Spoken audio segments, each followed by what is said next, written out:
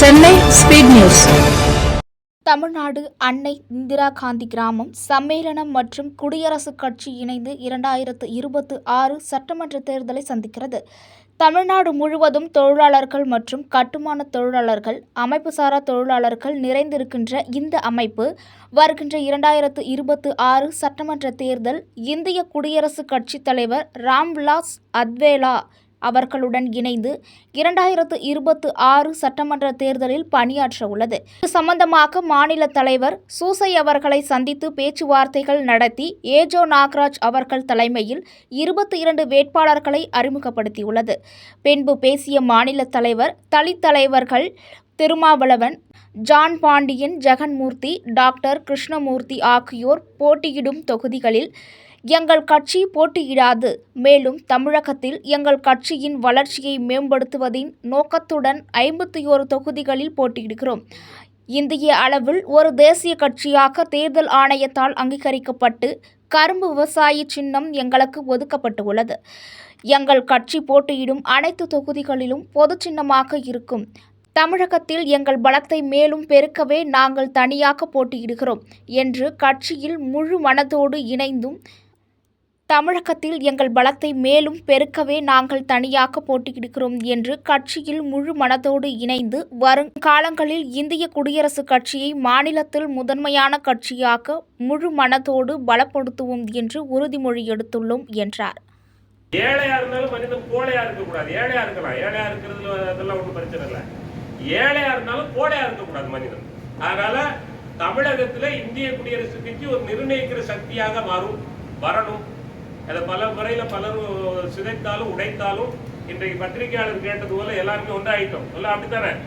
அதற்கு ஈகை ஐயா மணி சாட்சி, மூத்தவர் நம்முடைய பொதுச் செயலாளர் சாட்சி, இங்க இருக்கிற எல்லாருமே அதற்கு சாட்சி. இன்றைக்கு தமிழகத்துல குடியரசுக் கட்சினா அத்வாலே தலைமையிலான இந்த இந்திய குடியரசுக் கட்சி மட்டும்தான் இருக்கு சாட்சி. நமக்கு அலுவலகங்கள் ரெடியா இருக்கு. மேற்கு மாம்பலத்துல அலுவலகம் ரெடியா இருக்கு. நீங்க இந்த ஹோட்டல்லே அலுவலகம் கேட்டா கூட போட்டு கொடுக்க முடியும். சென்னை மவுண்ட் ரோட்ல ராயலா டவர்ல அலுவலகம் போட்டு அமைச்சர் திறந்து வச்சார்.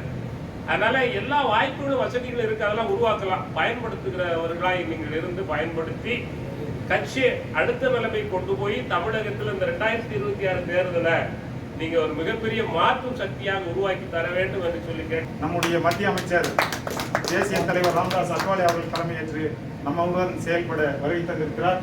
அவர்களுக்கு வருகிறவர்கள் வரவேற்பு.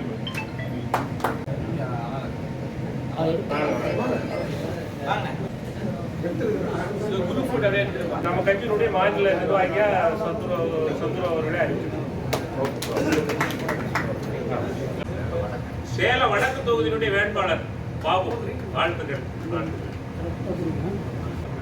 சேலம் மேற்கு தொகுதியினுடைய வேட்பாளர் ஆறுமுகம், புரட்சியாளர் எடப்பாடி, தொகுதி எடப்பாடி. எதிர்கட்சி தலைவர் எதுக்குறாரா இல்லையாருக்கு தெரியல. அப்படித்தானே?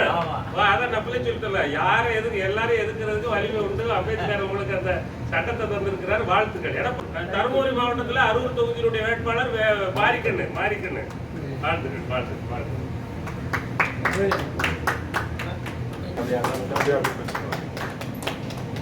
திருவிக நகர் தொகுதியினுடைய வெற்றி வேட்பாளர்.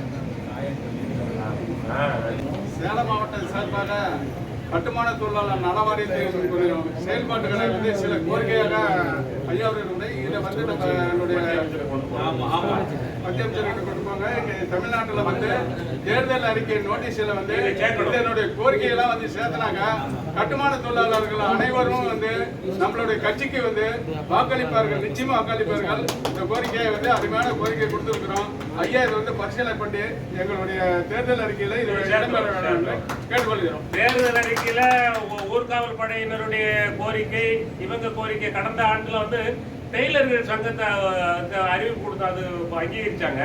இப்போ கட்டுமான சங்கம், தொழிலாளர் சங்கங்கள் வந்து இந்த சுமை நோக்கம்னு சொல்லி நிறைய சங்கங்கள் இருக்கு. ஆனால் அவங்களுக்கு எந்த ஒரு இன்சூரன்ஸும் அதுக்கான அவங்களுக்கு பெனிஃபிட்டும் இல்லை. அதாவது அம்மா இன்னைக்கு சொன்னாங்க, ஏழைகளுக்கு கிடைக்கிறது நிறைய நிதி இருக்கு, நிறைய திட்டங்கள் இருக்கு, ஏழைகளுக்கு கிடைக்கல. நிச்சயமா இந்த இது வந்து மத்திய அமைச்சருடைய கரத்தால வெளியிடப்படும்.